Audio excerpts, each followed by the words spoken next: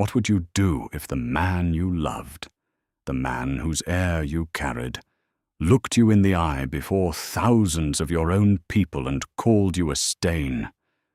What if you weren't just a mate, but a secret he planned to bury before the moon rose? What if you weren't just pregnant, but carrying the one bloodline his enemy needed destroyed before it could ever awaken? They say an Alpha King's bond is sacred. They say the moon never lies. They say a chosen mate cannot be denied before her pack, that the stars themselves would crack before a true bond could be broken. They were wrong. Because the stars said nothing, the night Brad Westwood chose power over truth. The moon gave no sign when a siren slipped behind palace walls, wearing the face of a wolf. And the sacred bond they all believed in? It had already been poisoned, quietly or deliberately, one whispered lie at a time. Beneath the ancient rites and the howling of 10,000 wolves, a rot had taken root at the very heart of the Westwood throne. A manipulator wore the mask of a Luna. A king had been made into a puppet who believed every chain was his own choice. And a woman they called a stain, Omega-born, half-hidden, written off before she could ever speak, was about to discover that the blood running through her veins was never meant to kneel. It was meant to reign. Thank you for sticking around with me, my wonderful story family. If you are already hooked in on today's story and ready to enjoy it, click subscribe and let me know in the comments where you are watching from. We like to know our pack members from all over the world. Now let's begin. Chapter 1. She had seen them together an hour before the drums began. The door to Brad's private chamber had been slightly open, just enough. Amy had come to bring him the ceremonial oil, the way she always did before a great festival, a quiet ritual that had become theirs over 3 years. Something small and private in a life that was mostly performance. She had not knocked. She never needed to. She wished she had. Lyra Gayton had her hands in Brad's hair and her mouth on his jaw, and Brad, her Brad, the man whose child she was carrying, the man she had spent 3 years loving with the kind of quiet ferocity that asked for nothing, had his eyes closed like he was somewhere peaceful. Amy's hand hit the doorframe. The sound was small. The world it shattered was not. Brad's eyes opened, found hers, or something crossed his face, too fast to name. And then he stepped back from Lyra with the controlled ease of a man who had done this before. Amy. His voice was calm. It was always calm. That was the thing about powerful men. They never needed to rush their explanations. Lyra smiled at her from behind his shoulder. That smile again. Patient. Satisfied. Like a woman who already knew how the story ended. She means nothing. Brad crossed the room in 4 steps and took Amy's face in both hands, tilting it up to his. His eyes were steady, certain. The eyes she had trusted for 3 years. She is the past. You are standing in my future. Tonight, you will understand everything. Amy looked at him for a long moment. Her wolf was unsettled, a low, restless circling in her chest she couldn't name. But Brad's thumbs were gentle against her cheekbones, and he was looking at her like she was the only solid thing in the room. She believed him. She was Omega-born in a pack that had never let her forget it. No one had ever chosen her. No one had ever crossed a room for her. And Brad Westwood, Alpha King, most powerful bloodline in the territory, had chosen her. Had kept choosing her, even when his elders whispered that she was beneath him. Even when the pack watched her with thinly veiled contempt. Of course she believed him.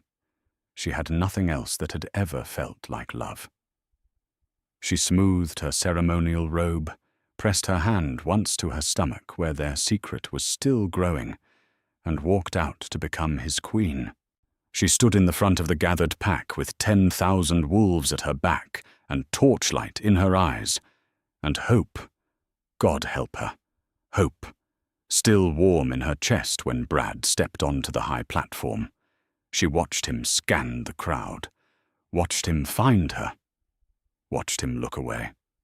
Then Lyra ascended the steps in white, and the hope curdled into something cold. I claim Lyra Gayton as my true Luna. His voice was vast, amplified by the stone courtyard and the silence of 10,000 witnesses.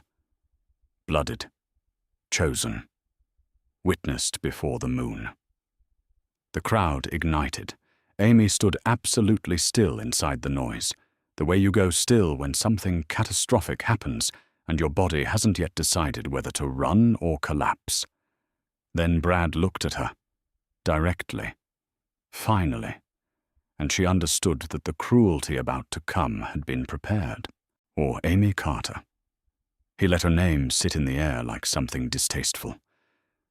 You have stood in the shadow of this throne, under my charity, for 3 years.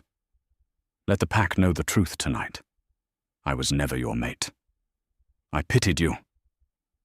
A murmur rolled through the crowd. He did not stop. An Omega-born with no prospects, bullied and unwanted, and I allowed you proximity to this throne because I am merciful. But mercy has limits. You are not my chosen. You were never my chosen. You are a half-blooded stain, and tonight that stain ends. The laughter started somewhere in the middle of the crowd, low at first, then spreading. Amy's legs were still holding her. She didn't understand how. She stepped forward. She did not plan to. Her body simply moved, driven by something more desperate than dignity. Brad. Her voice cracked on his name, or she hated that it cracked. I am pregnant. I am carrying your child. 8 weeks. I was going to tell you tonight. I was going to... The laughter stopped. Brad's expression didn't shift. It hardened. What did you say? Your heir. She pressed her hand to her stomach. Her voice was breaking apart, and she couldn't stop it. Brad, please, I swear to you, you lion whore. The words hit like a physical strike. Someone in the crowd inhaled sharply. Someone else laughed, a short, vicious sound. You dare stand before this pack. Brad's voice had dropped to something quieter now, which was somehow worse. Before your king, and claim a child that could belong to anyone. You, who carried on behind the protection of my name while betraying everything this pack stands for? That is not true. She was crying now, or she hadn't noticed when it started. Brad, you know that is not true. You know me. I know a traitor. He looked past her, at the guards, and I know what we do with them. No! Her voice broke completely. Please, execute her. The crowd erupted. Hands closed around her arms from both sides, iron grip, and Amy fought, not with power, not yet, but with the wild animal terror of a woman who could not understand how the world had inverted so completely in the space of an hour. She screamed Brad's name. She screamed that she was telling the truth. She looked into the faces around her and saw nothing. Disgust, excitement, indifference, the mob hunger of a pack that had never believed in her and was finally being given permission to say so. No one moved. No one spoke for her. And then one voice cut through, or get your hands off her. Mara. Small, furious Mara, shouldering through bodies twice her size, her dark eyes blazing with the kind of rage that had no interest in consequences. She planted herself between Amy and the nearest guard, like she weighed 300 pounds instead of 130. She is telling the truth. Mara's voice rang across the courtyard. Every word she said is the truth, and every one of you knows this man well enough to know what he is capable of. "Remove her," Brad said flatly. "I will not." A guard caught Mara's arm. She fought him, still talking, still shouting Amy's truth into the indifferent night, while the crowd swallowed the sound. Amy stopped struggling, not because she had given up, but because something was happening beneath her terror. Something low and ancient, upmoving through her blood like a tide changing direction. Her hands were trembling, the torches nearest to her guttered sideways in a wind that wasn't blowing. She looked up at Brad Westwood on his high platform, her face wet, her body shaking, his air growing in secret inside her, and she felt it. Something waking up that had been asleep her entire life. Something that did not know how to kneel. Chapter 2. They dragged her through the crowd like she was already dead. Amy stopped fighting the guard's grip somewhere between the platform and the pack's outer ring, not because the fight had left her, but because something colder and more useful had taken its place. She needed to think. She needed to breathe. She needed to survive the next 5 minutes before she could survive anything else.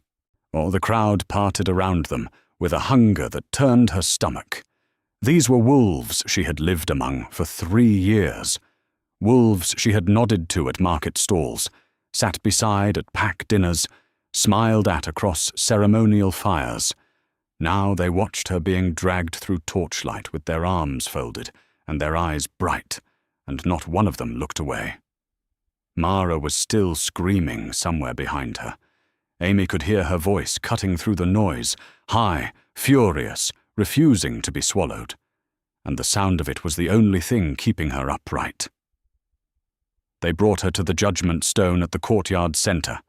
She had stood beside this stone at other trials. She had watched Brad render sentences here: exile, demotion, submission. She had never once imagined standing on the other side of it. Brad descended from the platform slowly, unhurried. The crowd quieted as he moved, the way it always did, the way it had always done for him, because power like his didn't need to raise its voice to command a room. He stopped 3 feet from her, close enough that she could see his face clearly in the torchlight. She looked for something, anything, a crack, a flicker, the ghost of the man who had held her face in his hands an hour ago and called her his future. There was nothing. His eyes were flat and certain, and that was almost the worst of it. Not cruelty, but certainty. He had decided. It was done. She was already past tense to him. "Amy Carter," his voice filled the courtyard, "you have committed 3 offences against this pack and its king. You have falsely claimed a royal heir to manipulate the succession of the Westwood throne. You have slandered your Alpha King before 10,000 witnesses, and you have betrayed the sacred trust of this bloodline." He paused. "The sentence is death." The word landed like a stone dropped into still water. The ripples moved outward through the crowd in waves of sound, some shocked, some approving, all of it feeding something that had already made up its mind. "That is a lie." Amy's voice came out raw, but it came out. "Every word you just said is a lie, and you know it. You know it, Brad." "You will address the king by his title," one of the guards started. "He is the father of my child." She looked past the guard, past everything, directly at Brad. "Tell them the truth. You owe me that. After 3 years, you owe me at least that much." Something moved across his face, so she caught it, a half-second of something she couldn't name, and then Lyra was at his shoulder, her hand resting lightly on his arm, her mouth curving into something that looked like concern, and was not. "My king," Lyra said softly. "The pack is watching." Brad straightened. Whatever she had seen was gone. "Carry out the sentence at dawn," he said. "Take her to the holding cells." The guards moved. Amy fought. She couldn't stop herself, her wolf surging upward with a ferocity that surprised even her. And for a moment she actually pulled free, one hand breaking loose, and she spun toward the crowd with wild, desperate eyes. "She is lying to him." Her voice cracked across the courtyard like a whip. "Lyra Gayton is lying to all of you. She is not what she says she is. Something is wrong. Something has been wrong for months. Look at him. Look at your king and tell me you don't see it." A guard's hand closed over her mouth. Another locked her arms behind her back.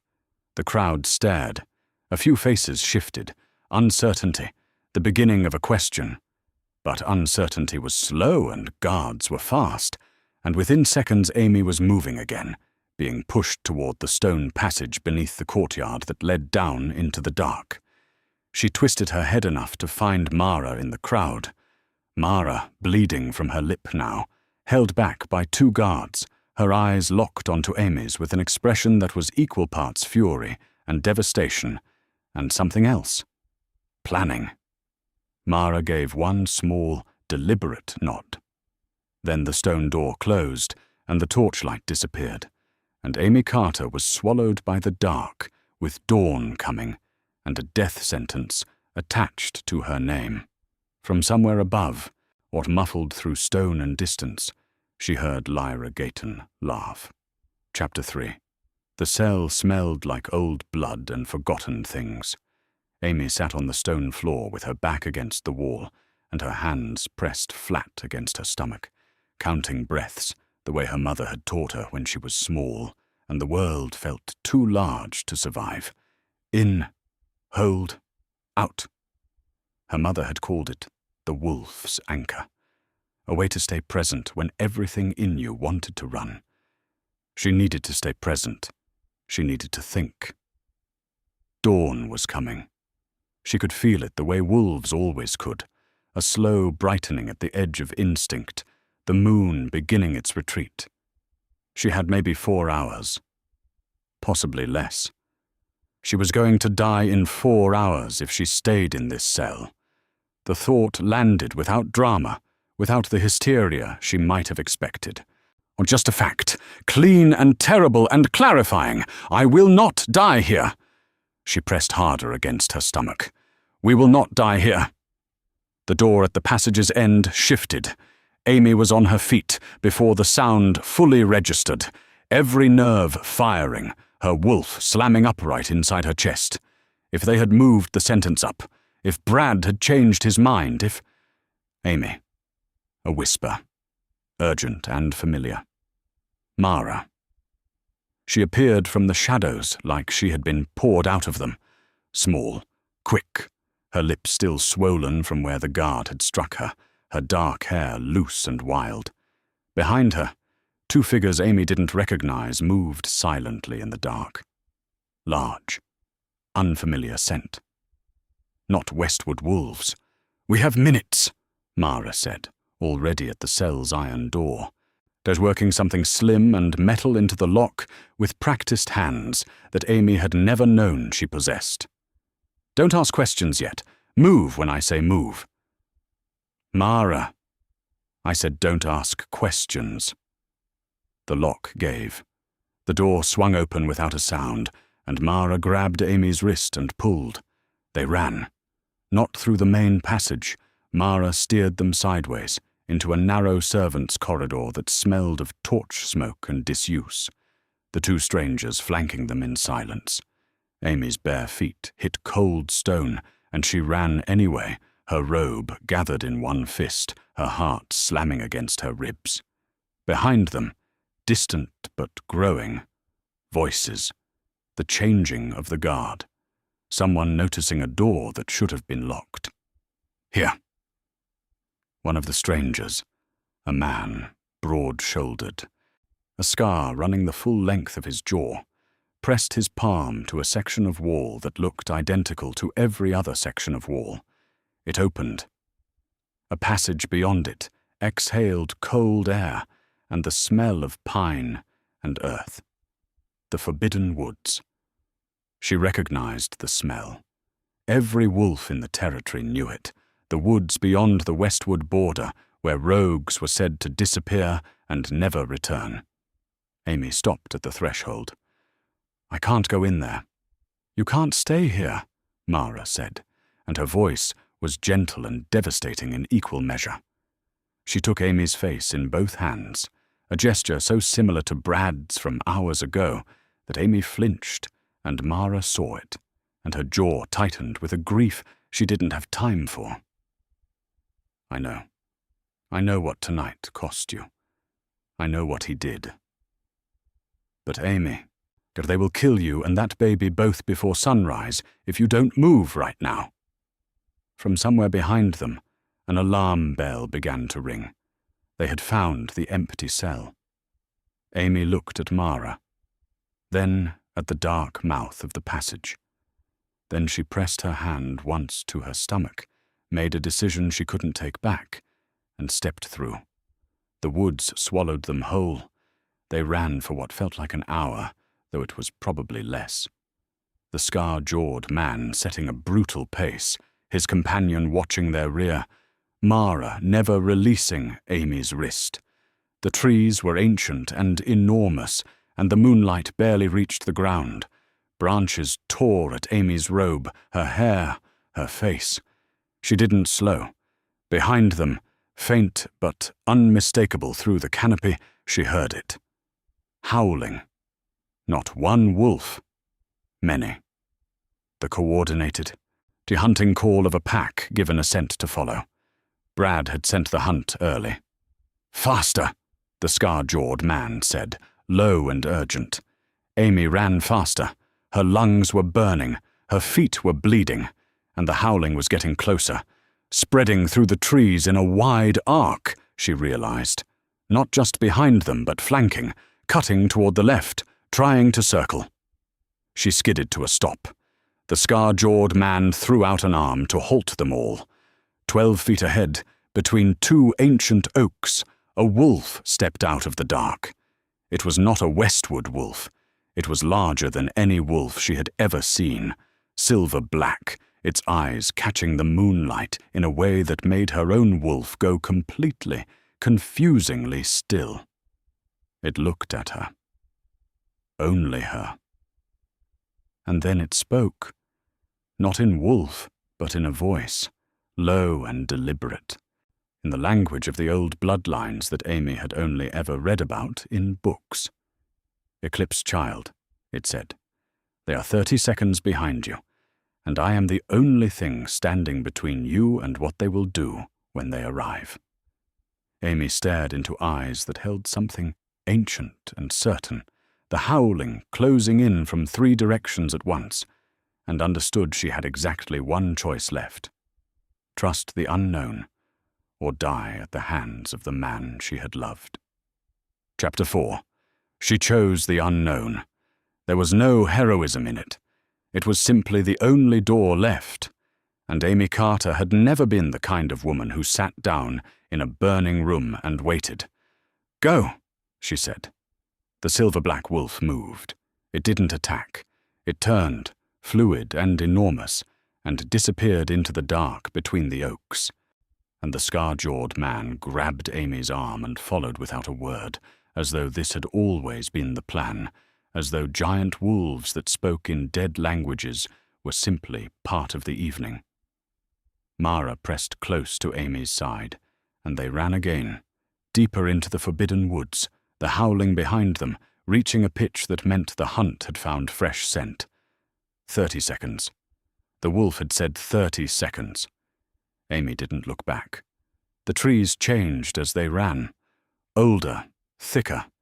The bark darker than it had any right to be. The roots rising from the earth in great arching tangles that should have slowed them, and somehow didn't. The silver-black wolf moved through the wood like it owned every shadow in it, and where it passed, something seemed to shift, a heaviness in the air, a muffling of sound, and the howling behind them began to blur, then scatter, then fall into confusion. They were losing the hunt. She didn't know how. She didn't ask. The ground sloped downward, and the trees opened suddenly into a hollow, wide, ringed by stones so old they had moss growing in their carvings, lit by low fires that burned a colour Amy had no name for, blue-edged, almost silver. And around those fires, wolves, 20, perhaps 30, in human form, all of them turning at once as Amy stumbled into the hollow's edge. She braced herself for the thing she had learned to expect from strangers: assessment, dismissal, the quick calculation of whether she was worth anything. She saw none of it.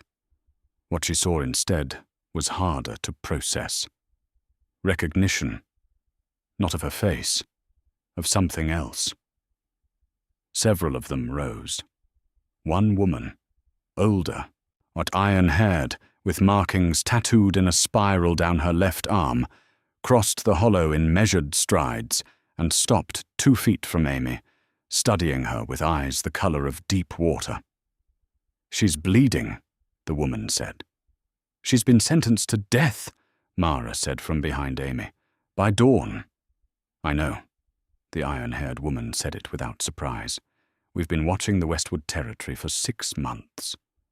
Her eyes moved to Amy's stomach, a glance so brief Amy almost missed it. Then back up. "We knew tonight would happen. We didn't know if we'd reach her in time." Amy's patience, already worn to a thread, snapped cleanly. "Who are you?" "My name is Sarah." The woman held her gaze without flinching. "And we are what your pack taught you to fear. Rogues, outcasts. Every wolf here was exiled, erased, or condemned by an alpha who needed them gone." A pause. "By alphas like Brad Westwood." The fire crackled. Somewhere in the canopy above, the hunt was still moving. She could feel it in the distant vibration of paws on earth. But it was circling wrong now, confused, searching in the wrong directions. "Why did you help me?" Amy asked. Sarah looked at her for a long moment. Then she reached into the folds of her coat and withdrew something small, a piece of what looked like bark, but carved intricately with a mark Amy had never seen. A circle, bisected by a crescent, bisected again by what looked like a blade of light. She held it out. Amy took it without thinking. The moment her fingers closed around it, the silver fires nearest to her flared, all of them simultaneously. A single breathless surge, and every wolf in the hollow went completely still. Sarah's expression didn't change, but her voice dropped to something that was almost reverent. "Because you are not just a rejected Luna, Amy Carter." She glanced at the mark still burning bright on the bark in Amy's grip. "You are the Eclipse Sovereign, and if Lyra Gayton finds out you've survived tonight," a howl split the air. "Close. Too close." Sarah's head snapped up. She already knows. Chapter 5. Rewrite. Amy should have felt relief when the chamber door sealed behind them. She didn't. Something was wrong. She couldn't locate it, couldn't name it, but it sat at the base of her throat like a swallowed stone. That low animal instinct her wolf had been throwing at her all night, the one she kept dismissing because she had too many other things to survive. She didn't dismiss it this time. She let it sit, let it watch. 30 rogues filled the underground chamber. Firelight, low voices, the specific controlled tension of wolves who had lived on the edge of danger long enough to make it feel like home. Mara stood at Amy's shoulder, close enough that their arms touched, and for one suspended moment, Amy was so grateful for that small warmth that her eyes stung. She blinked it away. She didn't have the luxury of falling apart. Not yet. Sarah was already talking. Lyra, the siren secret, the territory, the faction, the child, and Amy listened, but her eyes were moving. Slowly, carefully. The way you watch a room when you know something in it is watching you back. She had learned that trick from Brad. She hated that she had learned it from Brad. "She's been inside his mind for 8 months," Sarah said, "layer by layer. Every instinct he had that pointed toward you, buried. Every truth his wolf tried to surface, replaced." She held Amy's gaze. The man on that platform tonight was not fully himself. "Then where is he?" Amy asked. "The real him. Where does a man go when something like that gets inside him?" Sarah opened her mouth, closed it, and in that half-second of silence, Amy heard something she wasn't supposed to hear. A breath. Held too long. Released too carefully. She didn't look. Looking would telegraph the noticing, and the noticing was the only advantage she had. "They've been trying to take Westwood Territory for a decade," Sarah continued, "too defended for a direct assault. So they sent something that could dismantle it from the inside. Delira's final objective is the heir. Your child is the one bloodline that can expose everything she's done to Brad. The one thing she cannot manipulate, cannot suppress, cannot— How did they find us tonight?" Sarah stopped. The question landed in the chamber, like a stone dropped into standing water. Amy let the ripples move. Let them reach every corner. Let them find every face. "We changed direction 3 times, Amy continued, her voice quiet and almost conversational. "You told me the Forbidden Woods mask sent trails. You told me the passage entrance was known only to your pack." She finally looked up, letting her gaze move across the room slowly, the way you read a room when you're not looking for answers but for the person who already has them. "So how did Lyra's hunt find us within 20 minutes of our arrival?" The silence that followed was a different quality than the silence before it. Thicker. Charged. Sarah's eyes swept the room. Amy watched her do it. Watched the iron-haired woman who feared nothing absorb the same terrible possibility Amy had already arrived at. Someone in this room had told them. Not from outside. From inside. From here, from within the only circle Amy had been told to trust, which meant trust itself was the weapon being used against her. Mara's hand found Amy's wrist in the dark, tight, trembling slightly, because Mara had understood it too. Amy let her eyes move again, not quickly, not accusingly, just watching. A young male wolf near the far wall was sharpening a blade he'd already sharpened twice, or an older woman by the eastern passage kept glancing at the ceiling, not in fear of what was above, but with the particular timing of someone waiting for a signal. A broad-shouldered man near Sarah's left flank had not looked at Amy once since she entered the chamber. Not once. In a room full of people looking at the woman they'd risked their lives to retrieve, that absence of attention was its own kind of answer. Or was it? Because that was the terrible thing. The stone in the throat, can't swallow it thing. It could be any of them. It could be all three. It could be none. And she was a hunted woman in an underground chamber inventing patterns from paranoia and grief. She didn't know, and not knowing was somehow worse than the hunt itself. "Sarah." Amy kept her voice low, private, for her ears only. "Or if there is someone in this room who doesn't belong, how would you know?" Sarah looked at her for a long moment. Something shifted behind her eyes. Not offense, something quieter and more frightening. Uncertainty. "I wouldn't," she said. "Not until it was too late." Above them, from somewhere deep in the passage network, a sound moved through the stone. Not footsteps, not a howl. A single, sustained note. High and crystalline and utterly inhuman. Every wolf in the chamber flinched simultaneously, hands at their ears, knees buckling slightly, a collective physiological recoil that had nothing to do with choice. Amy staggered. Mara grabbed her. Even Rin dropped his great head, that ancient composure cracking for the first time. Siren call, moving through solid rock like it was water, and it was getting closer.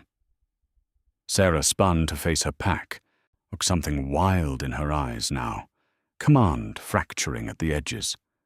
Nobody gave her the frequency of this chamber.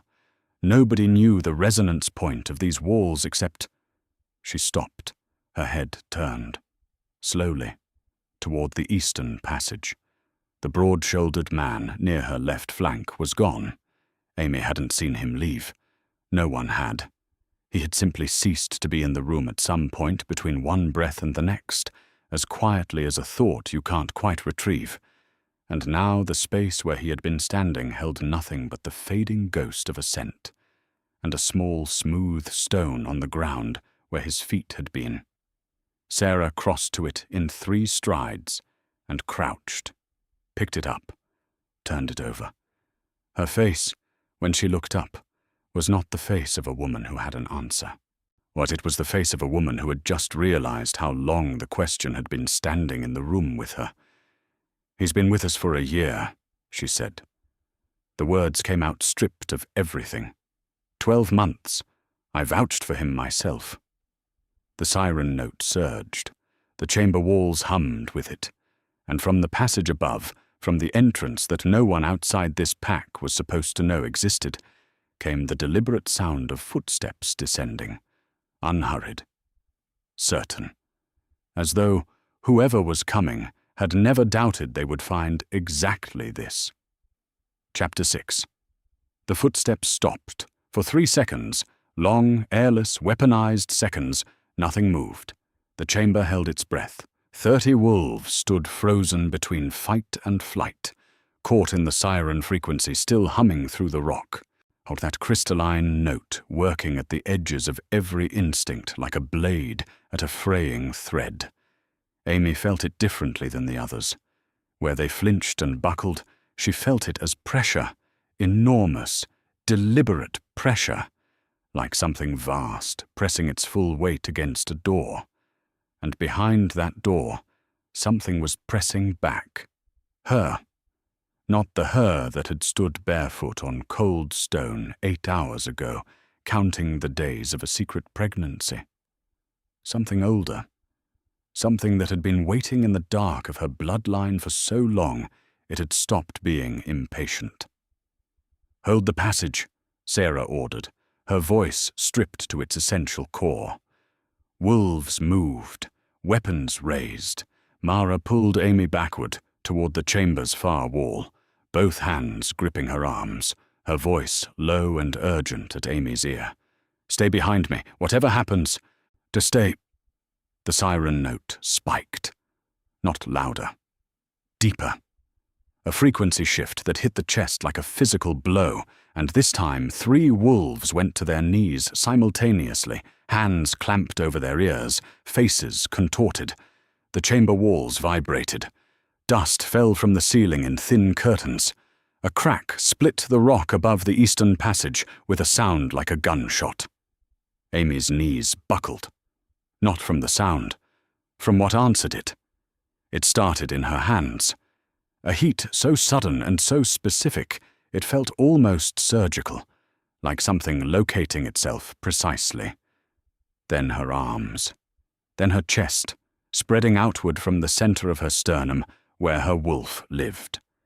But this was not her wolf, or not only her wolf. This was beneath it, older than it, of the thing her wolf had been sleeping on top of, like an animal that had made its den over a volcano without knowing. She looked down at her hands. They were luminous, not glowing in the soft way the old stories described power awakening, not gentle, not beautiful. This was dark light, which should have been a contradiction and was not. Obsidian-edged silver, the color of an eclipse at its absolute peak, pouring from her palms like something that had been under pressure for 23 years and had simply run out of patience. "Amy." Mara's voice was barely a sound. "I feel it," Amy said. and her own voice came back to her wrong, layered, resonant, like two people speaking from the same throat. The siren note hit its peak. The chamber door blew inward, and Lyra Gayton stepped through the wreckage of it, looking exactly as she always had, composed, copper-haired, wearing that smile that knew too much, with 6 armed wolves flanking her, and the absolute confidence of a woman who had never once considered losing. Her eyes found Amy, and for the first time, something moved across Lyra's face that Amy had never seen there before. Hesitation. "Interesting," Lyra said softly. She tilted her head, studying Amy's luminous hands with the expression of someone recalculating. "You weren't supposed to wake up yet." The obsidian light surged. Amy couldn't have stopped it if she'd tried.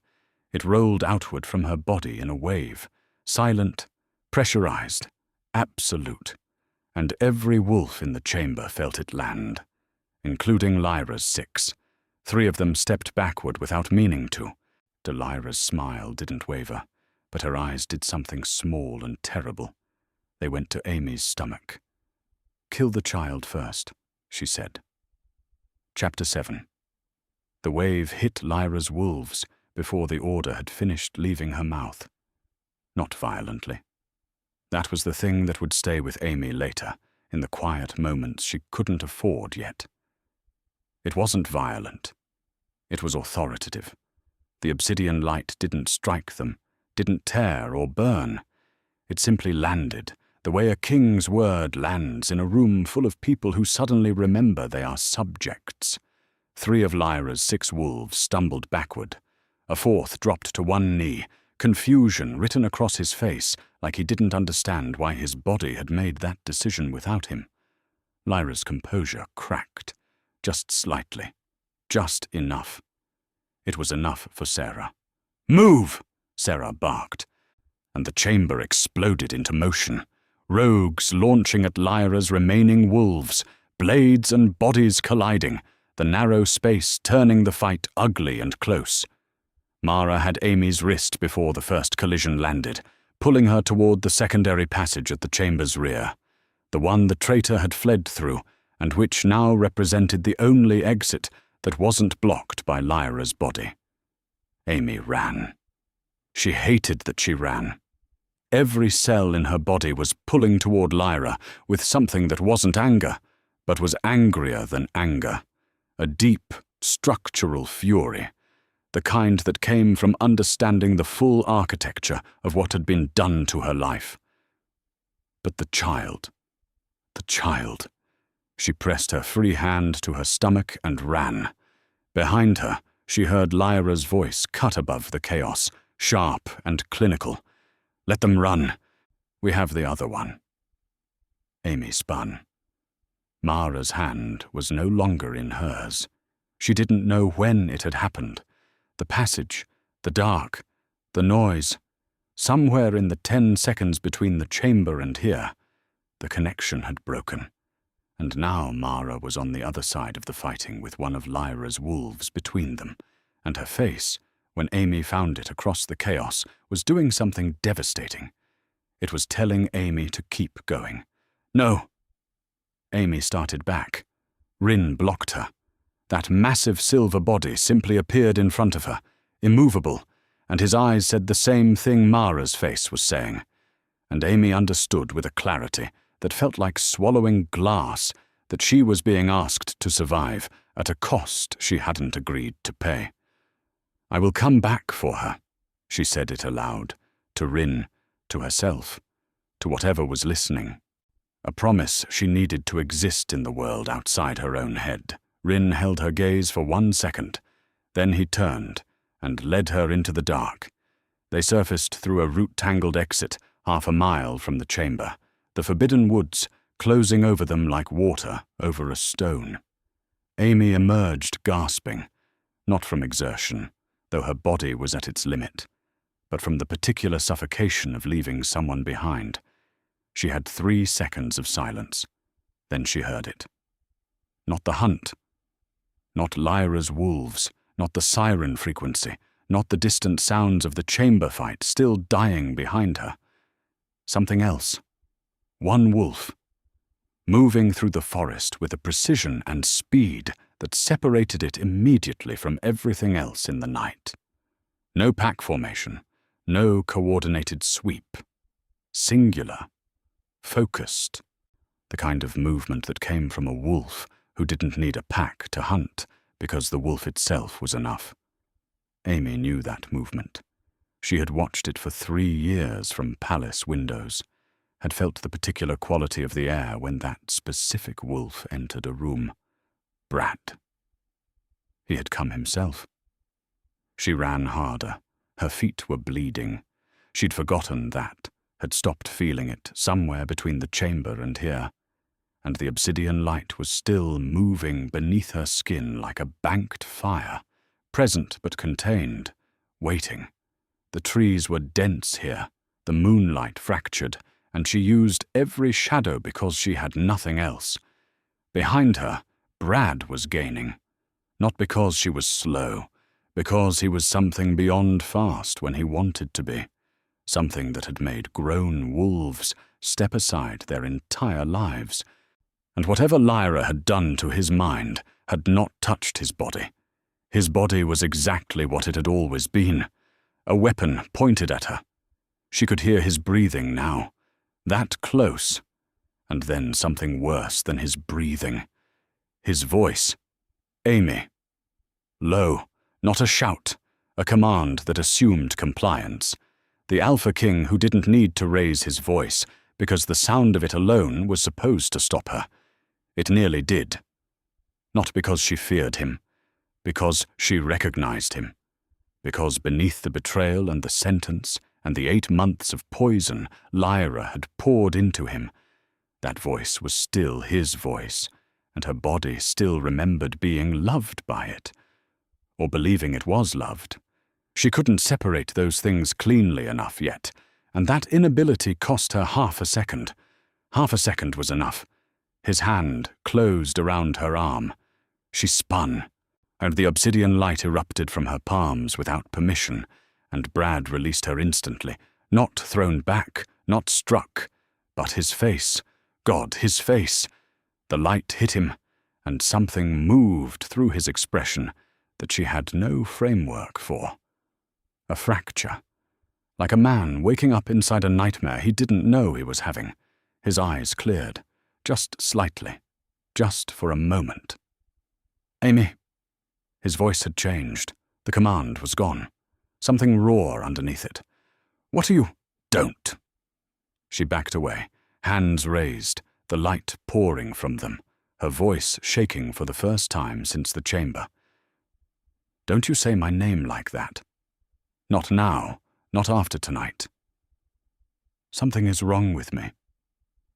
He said it like a confession, dragged out of him against his will, his hand pressed to his chest where the light had touched him, or his eyes moving across her face with something that looked almost like the man she had loved.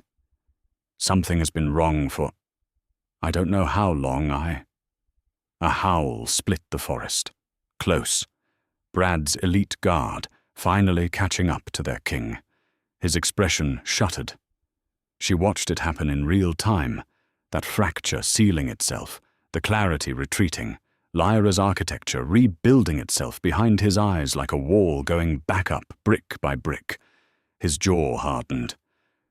You cannot run from this, he said. And the rawness was gone, and the king was back. And Amy understood she had just witnessed something almost no one had ever seen, a crack in what Lyra had built. And it had lasted exactly 9 seconds before the poison closed back over it. 9 seconds. She turned and ran. Behind her, Brad Westwood stood in the fractured moonlight with his hand still pressed to his chest and called the hunt back in. But he didn't run after her. And in the forbidden woods at the edge of everything, that absence was either the most dangerous thing that had happened tonight, or the only thing that might eventually save them both. Amy didn't know which. She wasn't sure Brad did either. Chapter 8. She ran until the woods let her stop. That was how it felt, not like exhaustion finally winning, but like the forest itself made a decision, the trees thinning into a small clearing where the moonlight fell clean and unbroken, and Amy's legs simply refused to carry her any further into the dark.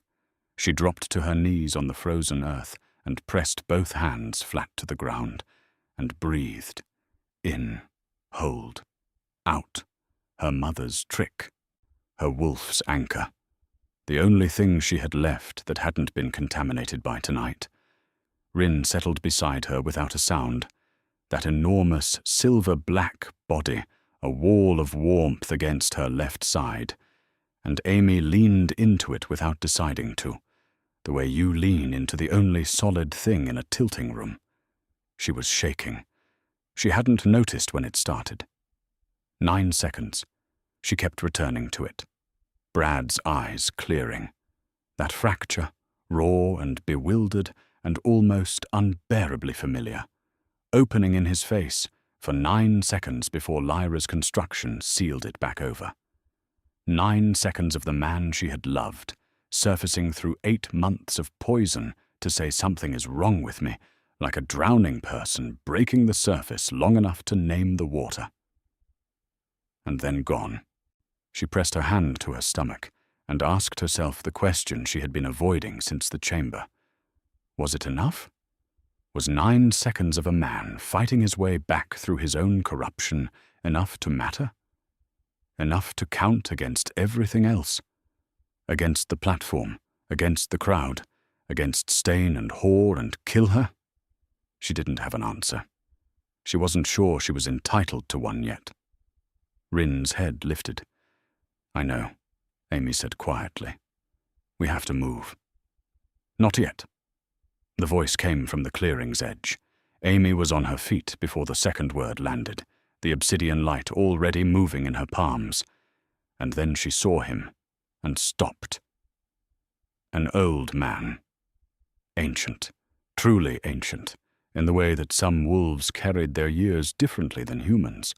Not frailty, but density, or like something compressed by time into a smaller and more essential form. He wore no pack markings. His eyes were the same silver-edged black as Rin's, and when he looked at Amy, he had the expression of a man arriving at the end of a very long journey. Sit down, child, he said. What I have to tell you will be easier on your knees. I'll stand. Something moved in his face that might have been approval. Then stand. He crossed to the clearing's center and lowered himself onto a root with the careful deliberateness of the very old. My name is Cale. I have been waiting for you for 23 years. Since before you were born. Since the night your father died, and the prophecy transferred to his bloodline's last remaining vessel. He looked at her steadily. You. The clearing was very quiet. What prophecy? Amy said. Not a question, as a demand. Cale reached inside his coat and withdrew a scroll so old it looked like it would dissolve if the wrong person breathed on it. He didn't unroll it.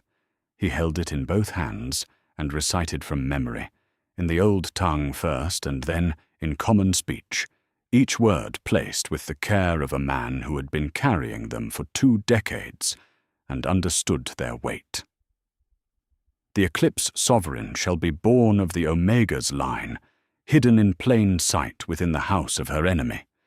She shall be denied before the pack, marked for death, and driven into the dark. And in the dark she shall wake. Her child, the fatherless king, shall carry both bloodlines, the conquered and the conqueror, and shall be the only wolf born in 3 centuries with the authority to dissolve a corrupted bond and unseat a poisoned throne. But the sovereign must choose. But the child cannot be born into hiding. The child must be born into power, or the line ends and the territory falls, and the Siren's faction inherits everything. The silence after was different from every silence that had come before it tonight. This one had the quality of inevitability. "The fatherless king," Amy said. Her voice was very controlled. "My child has no father because Brad denied him. That's what it means. It means more than that." Cale's eyes were steady on hers. "The child cannot have Brad Westwood as he currently is. A poisoned alpha cannot father the fatherless king. The title refers not to absence, but to origin. Your child's authority will not come through Brad's bloodline. It will come through yours, the Eclipse Sovereign's line, which is why Lyra needed the child eliminated before birth." He paused. "And why the faction has been trying to acquire your bloodline for 23 years, since your father understood what his blood carried and refused to surrender it." Amy went very still. "My father didn't die in a border raid." Cale said nothing, which was its own answer. The obsidian light moved in her hands again, slow and certain, and Amy looked down at it with new eyes. Not at the power itself, but at what it represented. 23 years of a faction, hunting a bloodline. Her father dead for refusing to bend. Her own life spent as an Omega-born footnote in someone else's story, while the thing she carried in her blood waited like a held breath. "If I go back," she said slowly, "if I fight, Brad is still compromised. Lyra still has his mind. I would be walking back into the territory of a man who sentenced me to death and still believes it was the right call. Yes. And if I don't go back, if I run, if I find somewhere safe, if I wait, the child is born in hiding," Cale said quietly. "The prophecy fails, the territory falls within the year, and Lyra's faction will never stop hunting you, because a living Eclipse Sovereign, even a hiding one, is the one thing their entire plan cannot survive." Amy closed her eyes. In. Hold. Out. When she opened them, Rin was watching her with those ancient, silver-edged eyes, and she understood for the first time that he had not been sent to protect her. He had been sent to bring her to this moment. "There's something else," she said. Not a question. There was always something else. Cale's expression shifted, or the first time all night that something had made this man look uncertain. "The prophecy has a condition," he said, "one that cannot be circumvented." He looked at her hands, at the obsidian light. "The Eclipse Awakening cannot be completed while the bond exists." Amy frowned. "Brad rejected me. The bond should be. He rejected you publicly. He did not sever the bond." Cale's voice was careful. "A bond of that depth cannot be severed by words alone, or by cruelty, or even by a death sentence. It requires a willing severance from both sides." He held her gaze. "To complete your awakening, to birth the fatherless king in full power, to take back the throne." He stopped. "Say it," Amy said. "You have to go back to Brad Westwood," Cale said. "Not to fight him. Not yet. You have to make him choose, of his own free will, with whatever clarity you can crack open in him, to cut the bond himself." A pause. "The man who just let you run instead of finishing the hunt. There is something left in him, Amy. Something Lyra hasn't reached. But reaching it will require you to walk back into the most dangerous place in the territory. His presence, his heart," Cale corrected quietly, "which is considerably more dangerous." The moonlight shifted. Somewhere behind her, deep in the woods, the hunt was reorganizing. She could feel it in the earth, the vibration of many wolves moving with renewed direction, which meant Lyra had recovered from the chamber, which meant Mara was either free or... She couldn't finish that thought. "How long do I have?" Amy asked. Cale looked at the sky, at the moon beginning its slow descent toward dawn. "Or to the eclipse window closes in 3 days," he said. "After that, the awakening goes dormant. Possibly permanently." 3 days to find a poisoned king in the middle of his own territory, crack open 9 seconds of clarity into something wide enough to reach through and convince the man who had called her a stain before 10,000 witnesses to willingly sever the deepest bond of his life. 3 days. Amy looked at her hands, at the obsidian light that had been waiting in her blood for 23 years, patient as a held breath, sure as a tide. "Tell me everything about my father," she said. And from the forest behind Cale, without warning, without sound, a figure stepped into the moonlight. Not a rogue wolf. Not one of Lyra's hunters. Someone Amy had never seen before.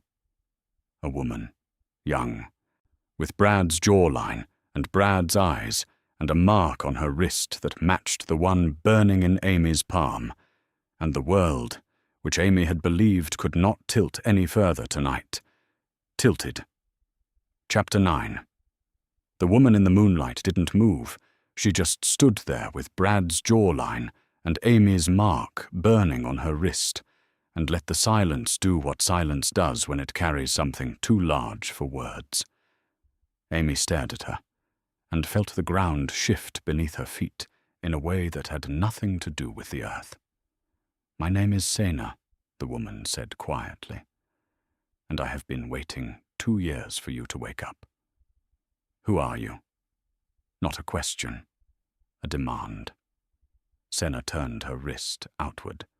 The mark caught the moonlight, identical to the one pulsing in Amy's palm, the same eclipse circle, the same bisecting blade of light. "My mother was a wolf. Brad was bonded to at 17. The elders made her disappear because her bloodline wasn't politically convenient." Her voice was flat and practiced, the tone of someone who had told this story enough times to drain the feeling from it. Except the feeling was still there underneath, vast and pressurized. He never knew she was pregnant. He never knew I existed. A pause. Lyra knows. Lyra has known for 6 months. She's been using me as leverage against my mother to keep her silent about what the siren poison actually does to a bonded wolf. The clearing absorbed that. Amy absorbed it. Cale sat on his root with the expression of a man watching dominoes fall in the exact sequence he had always known they would. "You could have told someone," Mara said from beside Amy. And Amy startled. Because she hadn't heard Mara arrive, hadn't seen her emerge from the trees, and the relief of her presence was so sudden and so overwhelming that she had to look away before it undid her entirely. "Mara!" Her voice broke on the name. "Don't!" Mara's jaw was tight, her lip still swollen, a cut above her eyebrow that hadn't been there before. "Don't you dare cry! We don't have time, and I can't hold it together if you start." She reached out and gripped Amy's hand, hard. "I'm here. I got out. Tell me what I missed." Amy laughed. It came out wrong. Too sharp, too close to something that wasn't laughter, and she pressed it back down. "Everything," she said. "I'll tell you everything.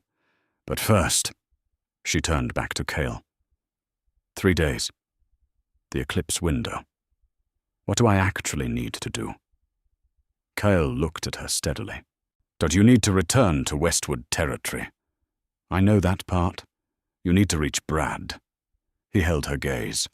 Not his title. Not the king Lyra has been constructing for 8 months.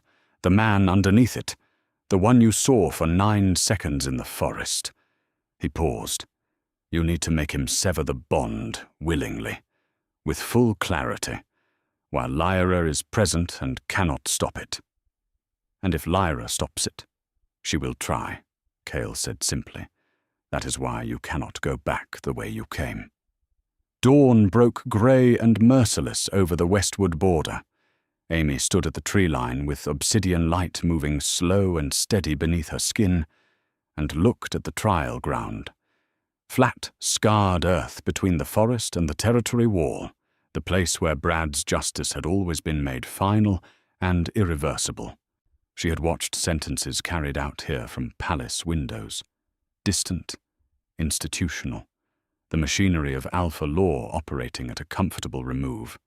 There was nothing comfortable about it now. Sena stood at her left, Mara at her right, Rin behind her like a breathing wall. 12 rogues, all Sarah had managed to regroup after the chamber ambush, scattered them through the night, fanned out in the trees at her back. 12. Amy breathed through it. 12 was what she had. 12 would have to become enough. The territory gates opened. Brad came through first. She had known he would. He was constitutionally incapable of letting anyone else lead. It was the most unalterable thing about him. And loving someone long enough to know their bones was its own specific kind of devastation, when those bones were walking toward you with a death sentence. He was in full alpha armor, black and gold, and his elite guard filed out behind him in formation, and then the crowd assembled beyond the wall, and then Lyra. Copper-haired, white-robed, positioned at Brad's shoulder with the proprietary ease of a woman who had spent 8 months ensuring that position felt natural to everyone watching. She looked across the trial ground and found Amy with her eyes, and smiled the way a person smiles when they have already won and are simply waiting for the other party to understand it. Amy looked at Brad. He had stopped 3 paces onto the trial ground. Something in the set of his shoulders was different from last night. A tension she recognized now, as that internal fracture working at the surface of his composure. His eyes moved from her face to her hands, to her stomach and back, and she watched the conflict of it moving through him like weather. Lyra touched his arm. Amy watched Brad's tension smooth over in real time. The fracture retreating, the king reassembling over the man-like scar tissue closing over a wound. She felt sick. She moved anyway. Brad. She stepped off the tree line, alone. Left Rin, left Mara, left all 12 rogues behind her, and walked onto the trial ground by herself, and heard the collective tension of everyone at her back spike at the exposure of it. She didn't stop. Not your guard. Not Lyra. You. I'm speaking to you. A murmur moved through the assembled pack, watching from beyond the wall. Hundreds of them, crowded at the gate, hungry for whatever this was. Brad's jaw tightened. You were sentenced. 8 months ago, Amy said, walking slowly, closing the distance. You stopped sleeping through the night. You told me at 3 a.m. it was border stress. You said something doesn't feel right, and I can't locate where it's coming from. She watched his face, watched the words land somewhere underneath the poison. You knew, Brad. Your wolf knew something was wrong, and every time it tried to surface, she put it back down, and you woke up the next morning a little further from yourself and a little less able to remember why that mattered. Something cracked across his face. That's enough. Lyra's voice was still smooth, but the smoothness had an edge under it now, a frequency Amy could feel beginning to build in the air. The siren warming up. You're confused and desperate, and you're embarrassing yourself before the entire pack. Sena. Amy said it without looking away from Brad. Sena walked out of the tree line and stopped at Amy's shoulder and turned her wrist so the mark caught the pale dawn light and looked at Brad Westwood with 17 years of inherited grief and absolutely no interest in softening it. Hello, Father, she said. The trial ground went silent in a way that had weight and texture. Brad looked at Sena, at the mark on her wrist, at the jawline she had inherited from him and never been given permission to use, and the fracture that had been working at the surface of his composure all morning didn't just crack. It split open from the surface all the way down, and for one raw, terrible, A completely unguarded moment, Amy saw the man underneath the king underneath the poison, stripped of all three. Just a person confronting the full cost of a life that had been steered by forces he hadn't known were steering it. Lyra moved. She was fast. Siren fast, not wolf fast. And her hand closed on Brad's arm, and her mouth opened on a frequency that wasn't language, that bypassed language entirely, and went straight for the architecture she had spent 8 months building inside him. Amy felt it hit the air like a pressure change, felt the obsidian light in her chest surge in response. Brad's expression began to close. No. Amy closed the remaining distance in 4 steps and took Brad's face in both hands, the way he had taken hers outside his chamber a lifetime ago tonight. And the obsidian light poured from her palms directly into his skin, and she felt Lyra's construction, the way you feel a wall in the dark, solid, deliberate, every brick placed with intention. And she felt the light moving against it, like water finding cracks. Stay with me. 8 months of her and 3 years of us, and you are still in there. I felt you in the forest. I know you are still... Get her off him! Lyra's composure shattered completely. The guards moved. Rin hit the trial ground like a thunderclap, 12 rogues pouring from the tree line behind him, and the border erupted into chaos. Bodies colliding, wolves shifting mid-stride, the pack at the gate surging against itself, between those who understood what they were watching and those who didn't yet. And Brad Westwood stood in the center of all of it, with Amy's hands on his face, and the obsidian light moving through him like the first clean water in 8 months. And she watched him fight his way back up through the sediment layer by layer, and she watched it cost him something, and she held on. Amy. His voice, his actual voice, underneath everything. I'm here, she said. His hands came up and covered hers, and he said the words that Lyra had spent 8 months making structurally impossible. I sever it, he said, of my own will. I sever the bond.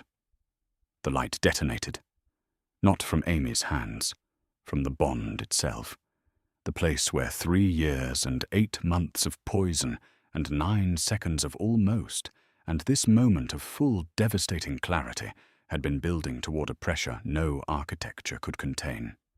It came out of them both simultaneously, obsidian and silver, and it hit the trial ground in a wave that moved outward in every direction. Lyra screamed, not in pain, in fury, the sound of a plan that had taken years coming apart in seconds. Her composure, her construction, her careful 8 months of poisoning a king from the inside, dissolving like sediment in running water. She reached into her white robes. The blade she withdrew was thin and black, and etched with siren markings that hummed at a frequency Amy felt in her bones. Lyra wasn't looking at Amy. She was looking at Amy's stomach. The sovereign can be replaced, Lyra said, very quietly, in the sudden ringing silence after the detonation. The child cannot. She moved, and Brad Westwood stepped in front of Amy. Chapter 10. Everything happened in the space between one heartbeat and the next. Brad's body absorbed the impact of Lyra's momentum. Not the blade, not yet. She hadn't committed the blade. She had moved toward Amy, and he had stepped into the path of it, and the collision of them was enough to throw Lyra sideways, copper hair whipping, white robes twisting, that inhuman composure finally and completely gone. She hit the ground of the trial ground, and was back on her feet in a single fluid motion, and the siren frequency she unleashed in response was not the warming-up kind. It was the full, unfiltered, weaponized kind. The kind she had been conserving. It hit every wolf on the trial ground simultaneously. Amy felt it like a hand closing around her mind, squeezing, insistent, trying to find the controls and take them.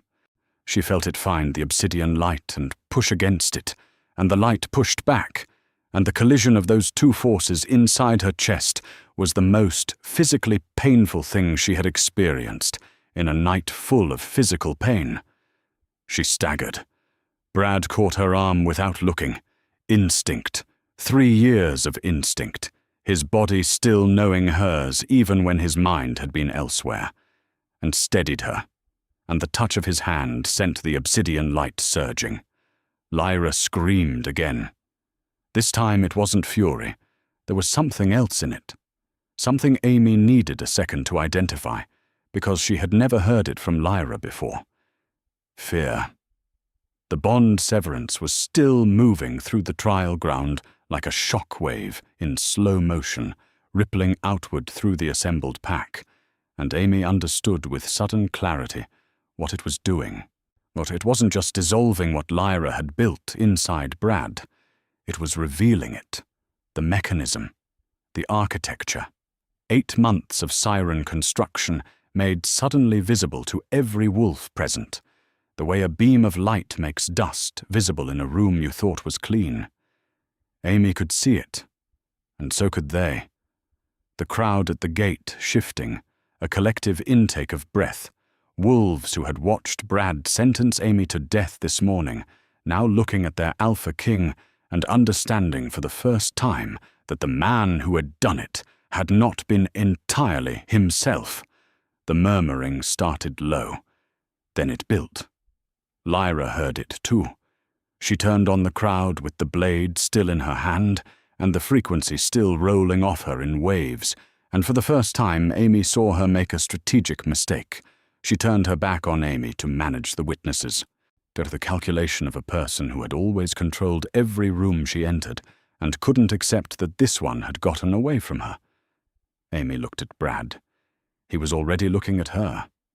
Not at the crowd, not at Lyra, not at the guard or the rogues still fighting at the trial ground's edge, where Rin was an absolute force of nature moving through Lyra's wolves like they were made of suggestions. He was looking at Amy with eyes that were clear and devastated and awake in a way they hadn't been for 8 months, and the weight of what she saw in them, the recognition, the grief, the specific horror of a man understanding by degrees what had been done to him and what he had done under its influence, was almost more than she could hold. Amy. Her name in his mouth, the real version of it, not the weaponized version from the platform this morning, the one she had loved for 3 years. I need you to know that I— Not yet, she said, because she couldn't. Not in the middle of this. Not while Lyra was still standing.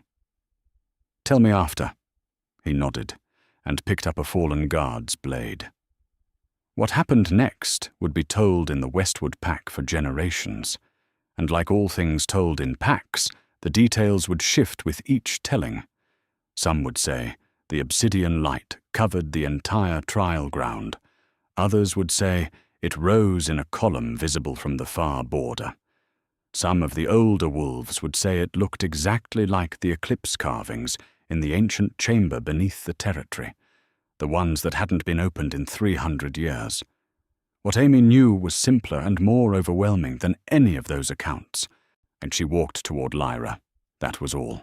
She simply walked toward her, across the scarred earth of the trial ground, with the obsidian light no longer contained to her hands, but moving through her entirely, her skin luminous with it, her hair lifting slightly in a wind that wasn't blowing, the eclipse mark on her palm burning silver-black and certain.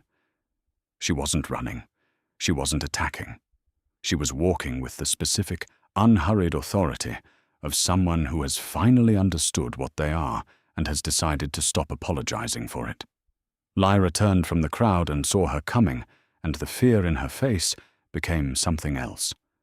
Something older. The instinctive recoil of a predator recognizing, too late, that it has misidentified its prey. You don't know how to use it, Lyra said. Still trying, even now. You woke up 8 hours ago, or you have no training, no control. You are a frightened Omega-born playing at sovereignty, and you will burn yourself out before. I am 8 weeks pregnant, Amy said, still walking. I have been awake for 24 hours. I have been rejected, sentenced to death, hunted through the forbidden woods, ambushed in an underground chamber, and I have run barefoot across frozen ground with bleeding feet while carrying the eclipse air. She stopped 6 feet from Lyra. I am not playing at anything. She raised her hand. The obsidian light didn't strike. It expanded, outward and downward and through, the way water moves through soil, finding every channel. And what it found in Lyra was exactly what she was. Not a wolf, not a pack member, not a Luna, a siren-born infiltrator wrapped in 8 months of performance, and the light named every layer of it, stripped every constructed surface, and showed the trial ground what had been standing at their Alpha King's side. The crowd at the gate saw it. The guard saw it. Even Lyra's own wolves, the ones still standing after Rin had finished with the rest, stepped back from her. Lyra looked at Amy with nothing left to construct herself from. Her composure and her frequency and her 8 months of careful work dissolved all at once. And for one strange, suspended second, Amy almost felt something for the woman underneath all of it. Almost. There was a person in there who had been sent on a mission and had executed it with terrifying precision and had come closer than she should ever have been allowed to come to destroying everything. That person was real, even if nothing else about her had been. "So it's over," Amy said quietly. Lyra's jaw tightened, and she made her last mistake. She threw the blade, not at Amy, at Brad. Amy didn't decide to move. Her body simply moved, the obsidian light making the decision before her conscious mind could catch up. And her hand came up, and the blade stopped in the air 3 feet from Brad's chest, suspended in a column of dark light, turning slowly, harmless. And then it fell to the ground with a sound that was almost comically small, given everything that had preceded it. Silence.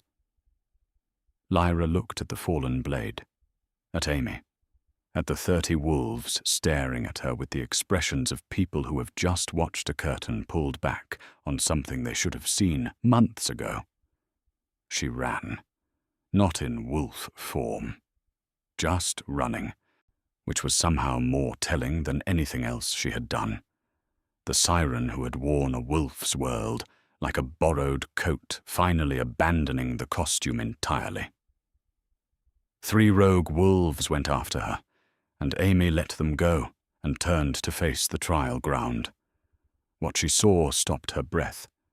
The pack at the gate had come through, not in a rush, quietly, one by one, and then in groups, filtering onto the trial ground with the uncertain energy of people who had watched something they didn't fully understand and were trying to decide what it meant about them that they had cheered on the other side of it this morning.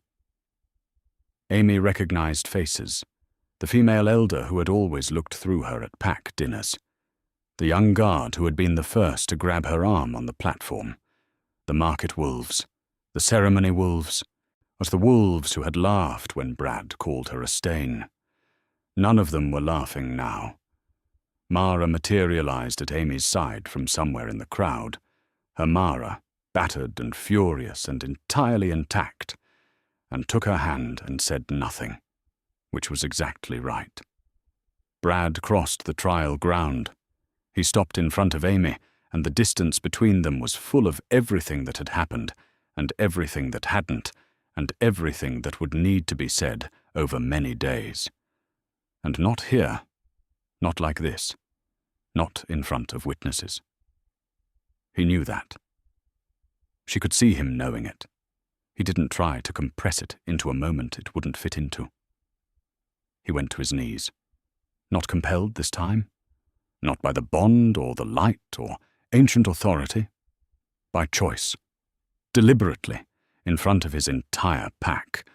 On the scarred earth of the trial ground, where he had sentenced her to die, Brad Westwood knelt. "I cannot undo this morning," he said. His voice was not the king voice. It was the 3 a.m. voice, the one that knew her. "I cannot undo 8 months of what was done to me or what I did inside it. I know that." He looked up at her. "But I am asking. I am asking you, Amy. Not as your alpha. Not as anything except the man who is only now understanding everything he almost lost. To let me spend whatever time you give me making it matter that I came back." The crowd was absolutely silent. Amy looked at him for a long time. Long enough that Mara's hand tightened around hers, steadying, patient. She thought about the girl who had stood at a ceremonial gate the night before, believing herself about to be crowned. She thought about what that girl had walked through in the hours between then and now. The platform, the cell, the woods, the chamber, the 9 seconds in the forest when his eyes had cleared, and she had seen him fighting his way back up through 8 months of poison, and had held on to that for the rest of the night like a lamp in a very dark place. He had come back. Not all the way yet. Not cleanly.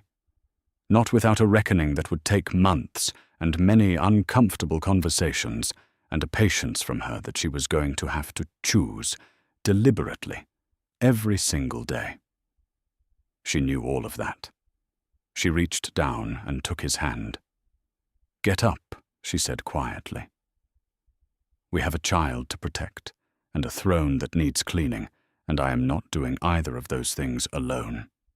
Something broke open in his face, or the particular expression of a man granted something he knew he hadn't earned, and intended to spend the rest of his life earning. He stood. His hand stayed in hers. Sena was at the crowd's edge, half in the tree line, already angling back into the shadows the way she always had. 17 years of habit, 17 years of being someone who belonged in the margins of other people's stories. Amy looked at her directly. "Don't," Amy said. Sena stopped. "You belong here." Amy held her gaze across the courtyard. "Whatever the elders decided about your mother, whatever Brad didn't know. You carry the mark, and you came when it mattered, and you are not disappearing back into the woods." A pause. "Not while I have anything to say about it." Sena looked at Brad. Brad looked at his daughter, this stranger who had his jawline and 17 years of justified grief, and the reckoning of it moved across his face in slow, honest waves. "I didn't know," he said. Not an excuse, the plainest possible fact, offered without decoration because it didn't deserve any. Sena looked at him for a long time, long enough that the crowd held its breath. "I know you didn't," she said finally. And it was not forgiveness. Not yet. Forgiveness would take its own time and its own conversations, and neither of them were pretending otherwise. But it was a door left open, and Sena crossed the trial ground and stood at Amy's right side, and the 3 of them stood together in the early morning light, and the eclipse mark burned on both women's wrists, and the pack watched and understood that the shape of the Westwood throne had changed permanently and irrevocably, and for the better. Cale appeared at the tree line looking unsurprised by all of it, ancient and certain.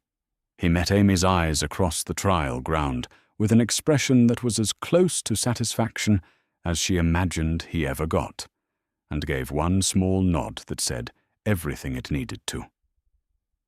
The eclipse mark on Amy's palm stopped burning, not because it had gone dormant, because it had finished arriving. They held no ceremony that day. The throne could wait. The formal rites could wait. There was too much to undo and too much to rebuild, and Amy was 24 hours awake, with bleeding feet and a child to protect, And what she needed was not a crown. What she needed was a warm room, a chair, and Mara beside her. She got all three. The palace healers descended on her feet with the focused energy of people who had been waiting for permission, and Amy sat in the chair by the window and let them work and looked out at the territory, settling into late morning, and felt the specific exhaustion of someone who has survived something enormous and is only now, in the quiet after, beginning to understand its full dimensions. Mara sat beside her and talked about the chamber, how she had gotten out, who had helped her, what she had seen from the courtyard when the obsidian light detonated on the trial ground. She talked the way Mara always talked when she was processing something, which was continuously and with editorial commentary. And Amy listened and let the sound of her voice be the anchor it had always been. "You should have seen their faces," Mara said, meaning the pack, meaning the wolves who had cheered last night. "When Brad went to his knees, I don't think half of them have blinked since." "Good," Amy said mildly. "The head elder has asked to speak with you 3 times already. He can wait. I told him that." Mara paused, in those exact words. Amy looked at her, at the swollen lip and the cut above her eyebrow, and the absolute, unbroken quality of her, the way Mara had stood at a gate with guards holding her arms, and shouted Amy's truth into an indifferent crowd, because that was simply who she was, a person who did not calculate the cost of loyalty before paying it. "Mara," Amy said, "don't! I need to say it." Mara looked at the ceiling with the expression of someone bracing themselves. "You are the reason I am sitting in this chair right now," Amy said. "Not the power, not the prophecy, not any of it. You stood on that platform and said I was telling the truth when every single wolf in that courtyard was telling themselves a different story, and you kept saying it even when they held you back." Her voice cracked slightly and she let it. "I will never forget that. For as long as I am standing in any room with any authority, you will stand there with me." Mara pressed her lips together. Her eyes were very bright. "I told you not to," she said, her voice entirely unsteady. "I know. I did it anyway." "I hate you," Mara said, and pulled Amy into a hug that had 3 years of friendship, and 1 catastrophic night compressed into it, and Amy held on with both arms and felt something loosen in her chest that had been pulled tight since the ceremony platform, like some last piece of the night's damage releasing because it finally had permission to. They stayed like that for a long time. Later, when the territory had gone quiet, and the rogue wolves had been given guest rights, and Cena had been given a room 3 doors down from the alpha chambers, Amy lay in her bed in the dark and listened to the palace breathing around her. Brad was in the chair beside her bed.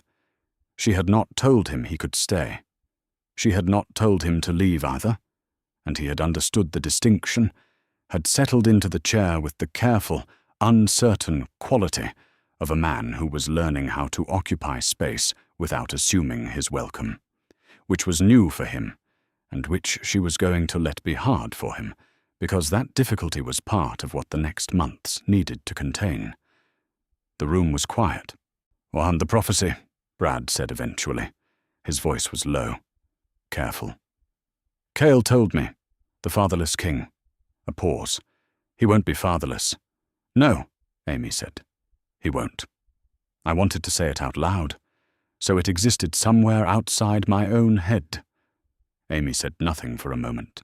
Then she moved her hand from her stomach and left it open on the blanket between them. After a moment, Brad's hand covered it. Neither of them spoke again. The palace settled around them. The eclipse mark on Amy's palm was warm and quiet, and in the dark, in the particular silence of 2 people who had survived something enormous and were beginning the long work of what came after, Amy Carter felt her child move for the very first time. The smallest possible flutter. Barely there. Barely anything. She went completely still. Then it came again. Gentle, certain, but the most tentative greeting from a person who had not yet decided how much of themselves to commit to the world outside. Amy's eyes filled. She pressed her hand back to her stomach, and the tears came quietly. Not from grief, not from the accumulated devastation of the last 24 hours, but from something on the completely opposite end of the emotional spectrum. The specific overwhelm of joy arriving in a moment when you have been so long in survival mode that you had forgotten joy was still one of the available options. Amy, Brad's voice, quiet, alert. He moved, she whispered. Silence. Then Brad was out of the chair and kneeling beside the bed. Not the formal kneeling of the trial ground, not the performance of submission, but just a man on his knees beside the woman he loved, because that was the closest he could get to the thing he needed to be close to. And his hand came to rest over hers on her stomach, and they stayed like that in the dark, without speaking. His hand was shaking slightly. Amy noticed and did not comment on it, and loved him for it, the way you love a person for the involuntary things they cannot manage to hide. The flutter came again. Brad made a sound she had never heard from him. Low and completely undone, and utterly private. The sound of a man who has understood something about what he almost lost, that no words were going to be adequate for. He pressed his forehead against the side of her bed, and she felt his shoulders shake once, briefly, and then go still. She moved her hand from her stomach and put it in his hair. No, she had not planned to. It just happened, the way the right thing sometimes did when you stopped trying to control the shape of moments. He went very still beneath her hand. "Brad," she said softly. He looked up at her. His eyes in the dark were the clearest she had ever seen them, clearer than the forest, clearer than the trial ground, clearer than any of the 9 seconds she had been holding on to all night. All the performance, and the poison and the architecture stripped entirely away. Just a man looking at a woman who was carrying his child and had survived a night that should have killed her, and was still here. "I know it isn't simple," Amy said. "I know what we have to do, and how long it's going to take, and how many conversations are going to be uncomfortable before they aren't." She held his gaze. "I know all of that. I know you do," he said quietly. "But I also—" She stopped, looked for the honest words and found them. "I also know what I felt when you stepped in front of that blade. And I know what it meant that you let me walk back into this territory first." She paused. "You are learning. And I am going to let that matter." Brad looked at her for a long time. Then he said the only thing that was true and sufficient, and didn't try to be more than it was. "Thank you," he said. Amy looked at him in the quiet dark of a room in a palace in a territory that was hers. Her child warm and moving beneath her hand, the eclipse mark steady on her palm, the night finally, irrevocably over. "Get some sleep," she said. "We have a throne to rebuild in the morning." He almost smiled. She saw it at the beginning of it, the unfamiliar shape of something lighter than grief starting to find his face again. He returned to the chair. Amy closed her eyes. The formal coronation was held 6 days later.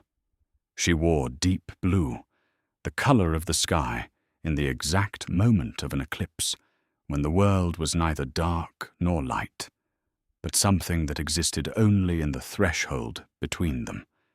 She had chosen it herself, and the palace seamstress had understood immediately, had spent 3 days getting the depth of it right, and standing in it now in the full morning light, Amy was glad she had insisted.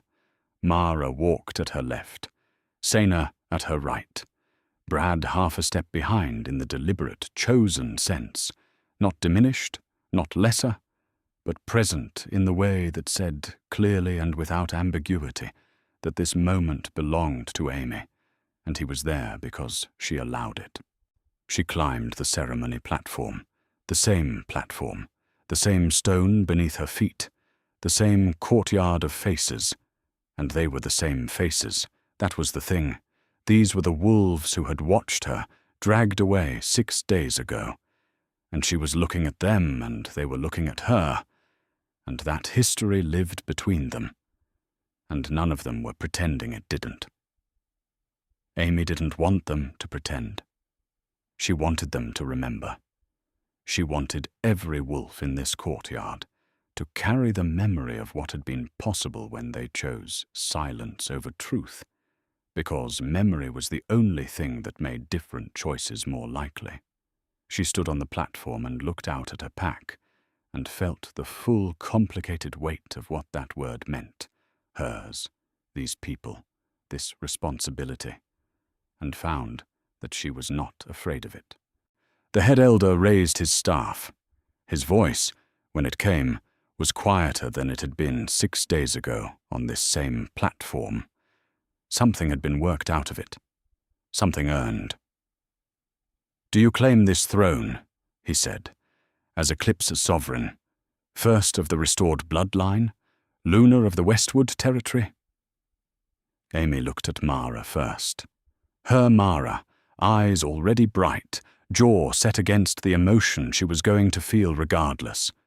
The woman who had stood at a gate and shouted the truth into an indifferent night, and never once calculated whether it was worth the cost.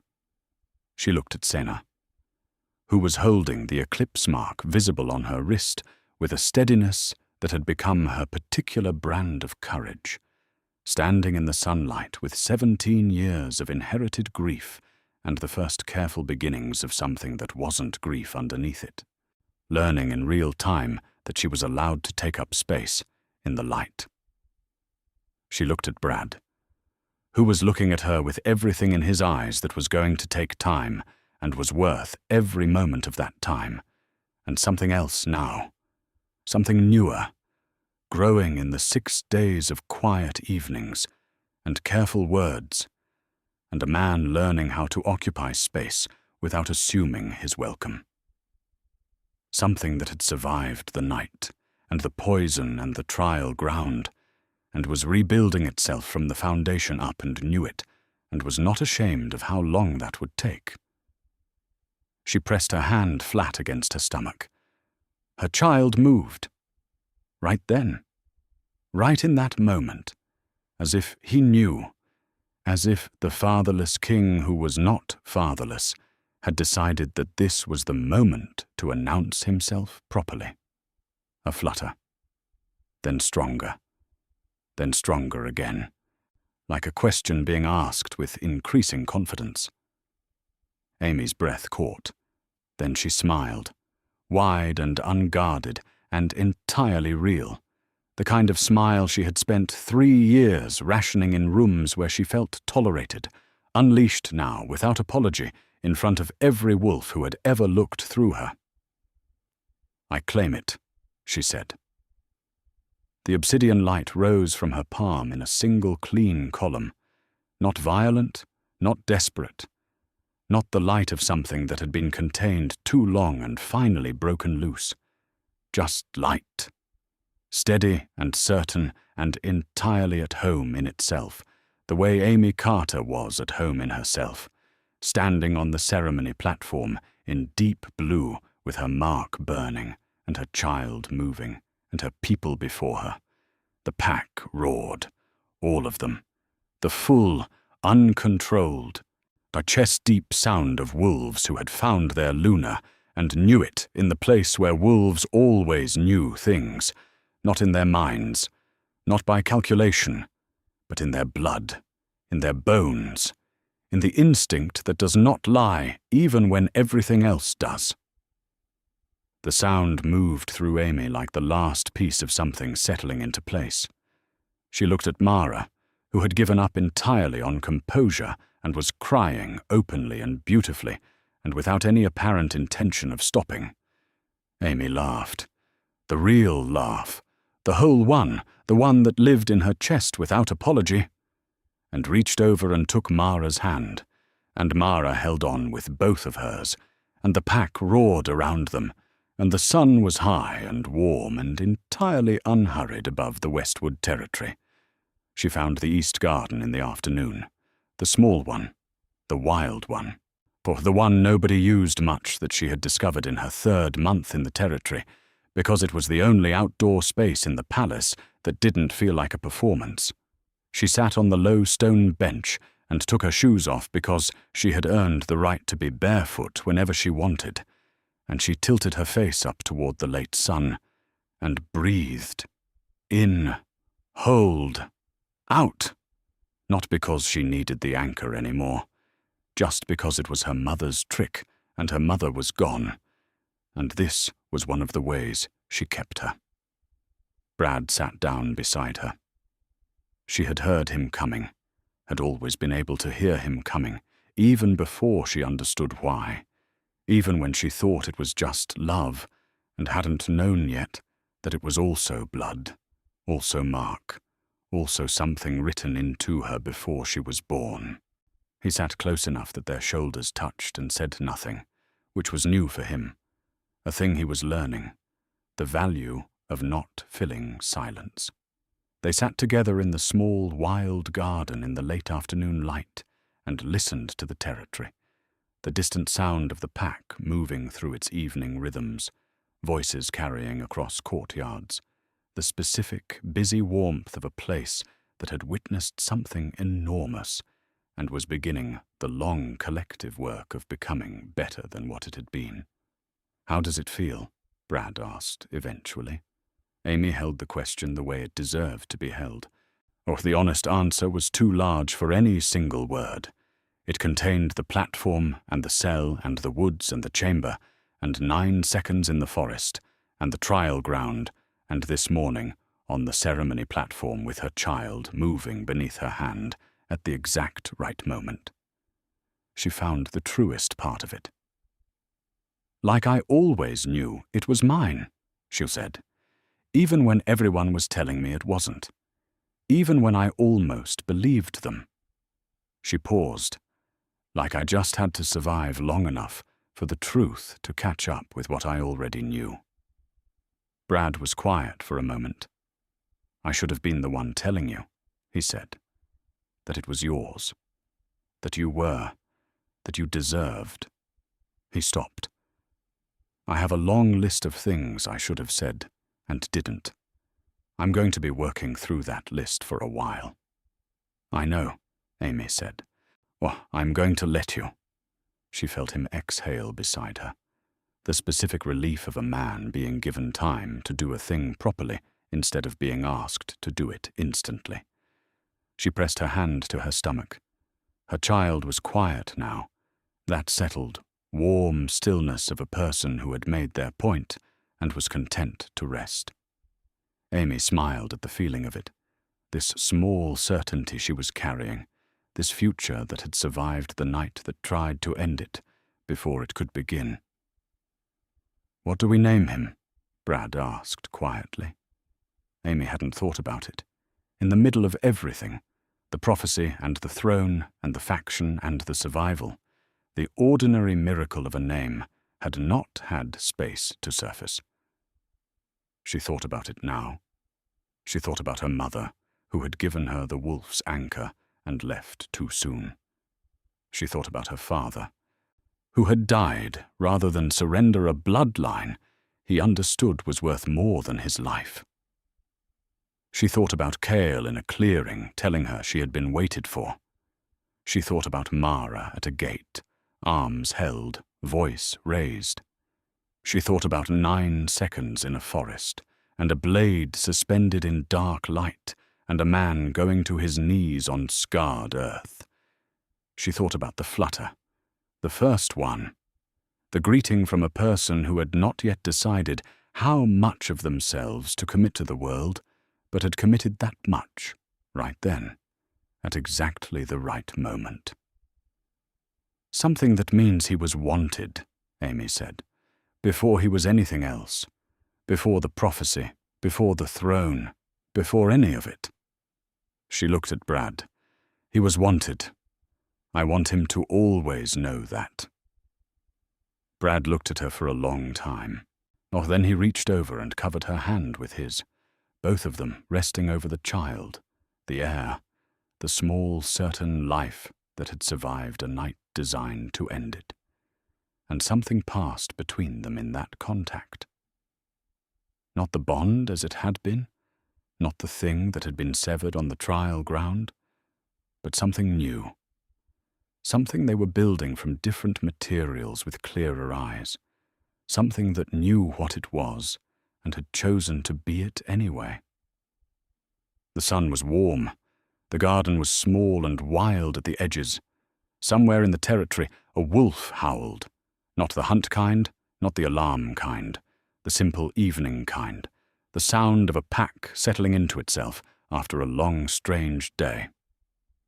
Amy Carter, Eclipse Sovereign, Luna, a mother of the fatherless king who would not be fatherless, closed her eyes and felt the sun on her face, and her child beneath her hand, and the shoulder of the man beside her, warm against hers. She had walked into a ceremony, expecting to be crowned, and had been sentenced to death instead. She had run through the forbidden woods with bleeding feet and a death warrant, and something waking in her blood that no one had told her was there.